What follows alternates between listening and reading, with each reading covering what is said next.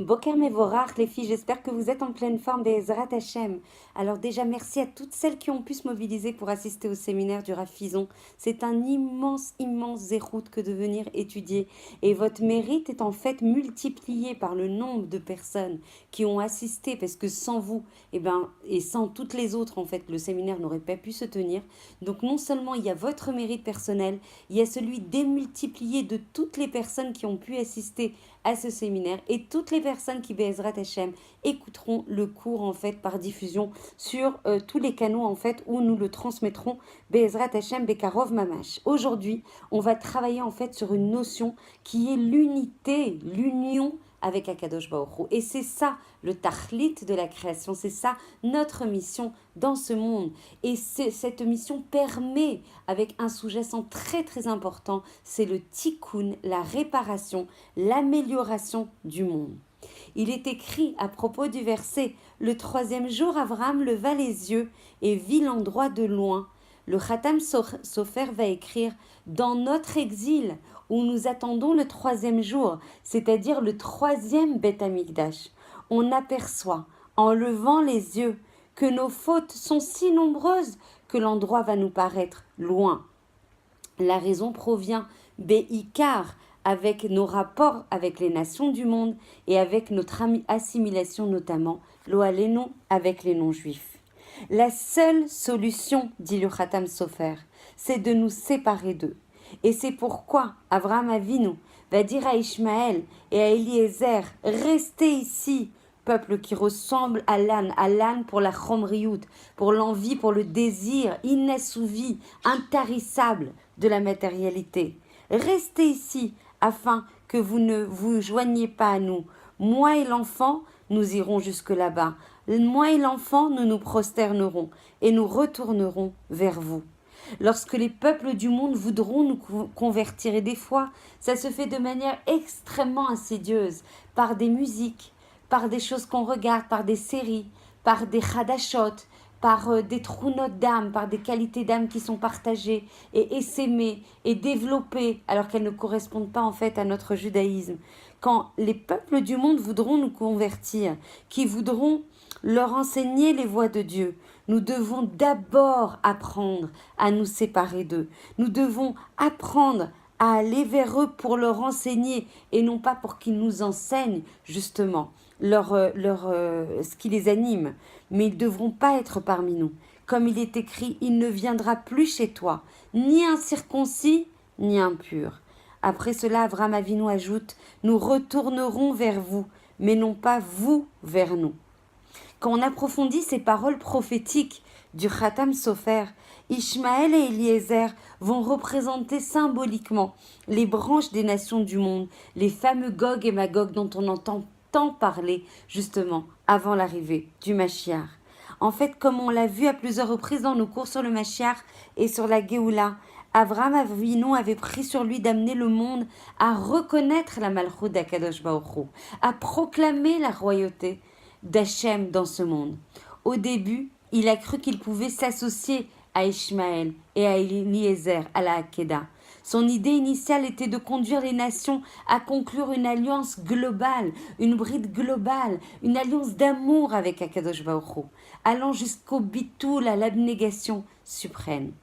Avraham Avinu pensait que juste la Hakedat Yitzhak allait suffire à amener en fait la royauté et l'humanité sous le joug en fait d'Akadosh Baruch Hu, que le sacrifice de la Hakedat Yitzhak en présence de Eliezer et de Ishmaël ferait en sorte que tous les habitants de la terre proclameraient et reconnaîtraient Hachem.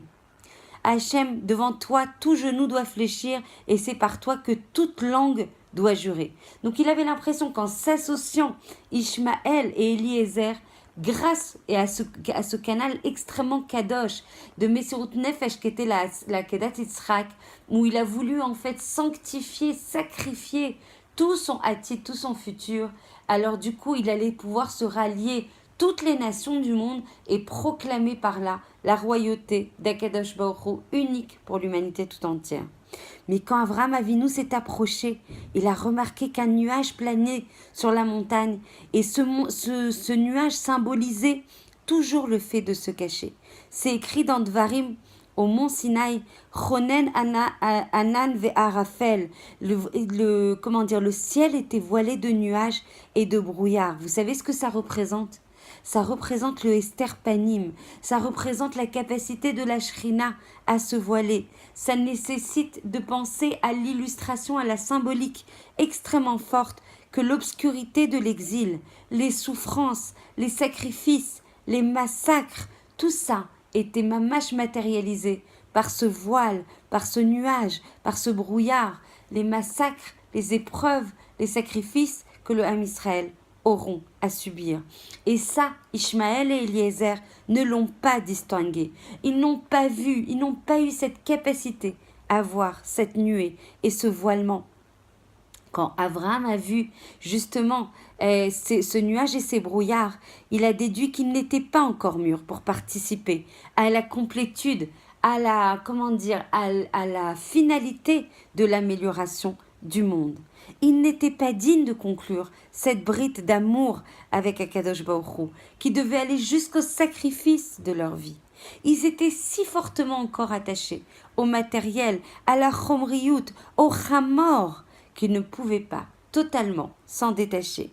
Alors du coup, d'après le Midrash, Avraham Avinu a demandé à Yitzhak, « Est-ce que toi tu vois le nuage ?» Le mot hébreu roé pour voir, ça veut dire roé, resh, vav, aleph, he, signifie aussi accepter, comme dans l'expression qui est marquée dans la Mishnah, dans Ketubot, roé ani et divrei admon, j'accepte les paroles. Dès lors, la question d'Abraham signifie, est-ce que tu acceptes que le fait qu'il va y avoir des périodes où la présence d'Akadosh Baruch Hu va être cachée? En d'autres termes, est-ce que tu vas être capable, Yitzhak, d'assumer les massacres, d'assumer les persécutions que tous tes descendants vont subir pour rester fidèles à la Torah et pour les Amin Be'emuna Shlema, même dans le Chocher? C'est très important. Bezrat Hashem, on développera pour les jeunes filles qui sont notre attide, qui sont vraiment notre futur, qui peuvent se poser des questions par rapport à la tchouva, par rapport à la emuna. La meilleure façon, la avod et akadosh baruch Hu, la meilleure façon, c'est ve'emunat rabalelot, c'est la capacité à croire en toi, akadosh baruch Hu, d'afka quand l'obscurité s'épaissit, d'afka quand l'épreuve elle est vraiment difficile à supporter. C'est pas une grande chorma de dire que tes chassadim sont là, Kadosh Baruch Hu, quand tout va, quand tout roule, quand on voit des nissim et des dimflaos, quand en fait on a des journées qui sont remplies de lumière. C'est d'Afkala, on doit travailler à Kadosh Baruch Hu. C'est les matins vraiment quand l'obscurité est vraiment épaisse et s'intensifie, quand l'exil se fait de manière mamash bli igayon, sans entendement. C'est là qu'Akadosh Baruch Hu nous attend. C'est là qu'il est à nos côtés plus que jamais, justement à côté des cœurs brisés. Et Yitzhak, par rapport à la question d'Abraham Avinu, a répondu qu'il la voyait.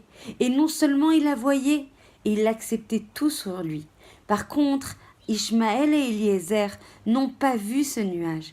Et du coup, ils ont démontré qu'ils n'étaient pas prêts à supporter ni les souffrances, ni l'obscurité, ni la peine. Et donc, ils n'étaient pas là, en association avec Akadosh Baruch Hu, pour surmonter ces épreuves et s'unir à lui pour apporter le monde à sa complétude finale. Si on doit résumer ce cours qui est extrêmement profond, on l'a à peine survolé, on a à peine goûté mamash à cette teima, à cet avant-goût qui est de comprendre qu'on a un tafkid spécial, qu'on est investi de force spéciale, que chacune elle a des talents spécifiques, que chacune, pour elle, le monde a été créé, que chacune doit se concentrer après ce cours à savoir qu'elle est investie par Akadosh Baruch Hu lui-même, Melech Malchei HaMelachim, pour investir ce monde, pour apporter ce monde à sa complétude, pour être le canal de transmission de la volonté d'Akadosh Baruch Hu de ce monde. Chacune qui écoutait ce cours et qui allait diffuser ce cours au plus grand nombre, parce que ce mouvement de fond des Bnot Meler doit être un mouvement beaucoup plus ample pour amplifier le da'at, pour amplifier la conscience de chaque bat Israël, de comprendre que le monde a été créé pour elle et qu'elle a l'obligation, la responsabilité, la conscience pour développer en fait cette conscience auprès de sa famille, pour développer cette conscience auprès de ses amis, auprès de sa ville, auprès de son quartier, auprès du Ham Israël qui lui-même éclairera l'humanité tout entière. Donc en fait, la royauté, la Malchut Shamaim, quand elle n'est pas réalisée comme aujourd'hui, pour l'instant, elle n'est pas proclamée sur l'ensemble du Ham Israël et sur l'ensemble de l'humanité. Tant que l'avènement de cette Malchut Shamaim n'a pas été réalisé, le peuple d'Israël doit s'unir de toutes ses forces entre eux. C'est-à-dire le Ham Israël doit être Be'achdut Chazaka Chazaka. On doit s'unir de toutes nos forces, au-delà de nos hashkafot, au-delà de nos croyances, au-delà de minhagim. On doit unir, ressembler à l'unité d'Akadosh Baruch Hu. Pour s'unir avec Akadosh Baruch Hu, il faut déjà qu'on soit Echad.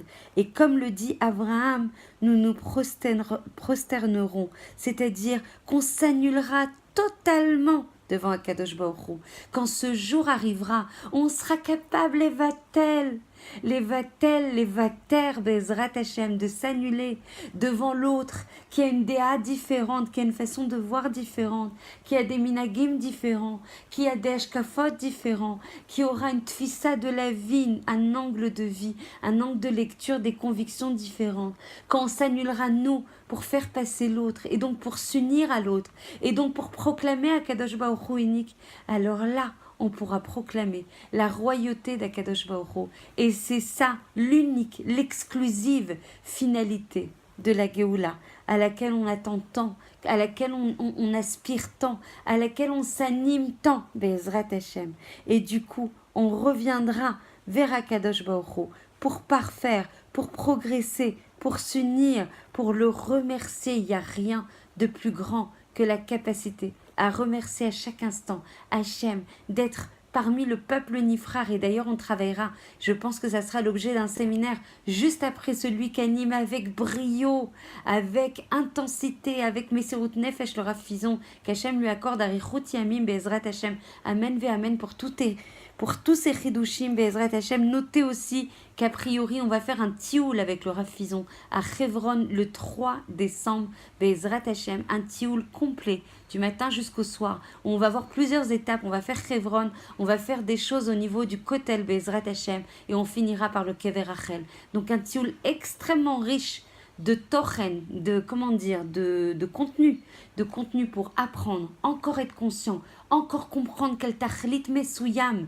quel tachlit spécifique on a nous, on est investi. Je vous engage à ramener le maximum et vous y arrivez très bien. Et je vous remercie qu'Hachem vous démultiplie tous les mérites de toutes ces femmes que vous ralliez. Maintenant, il faut ouvrir, il faut parler avec vos amis d'Ashdod, de Ma'ale Adumim, de Netanya, de Ashkelon. On commence à avoir des contacts avec une vraie volonté. Je m'en occuperai Be'ezrat Hachem, Blinéder la semaine prochaine pour ouvrir des antennes, des implantations, pour répliquer tout ce qu'on fait à Jérusalem et le répliquer ailleurs pour que le da'at s'amplifie et qu'on puisse en fait réaliser le Ratson d'Hachem, qu'on puisse proclamer la Torah comme notre source de vie, notre source de sens et qu'on puisse se coller à Akadosh Baruch Hu à chaque instant de nos vies. Je vous embrasse très très fort. Je vous retrouve Shabbat. Demain, il y aura cours Be'ezrat Hachem.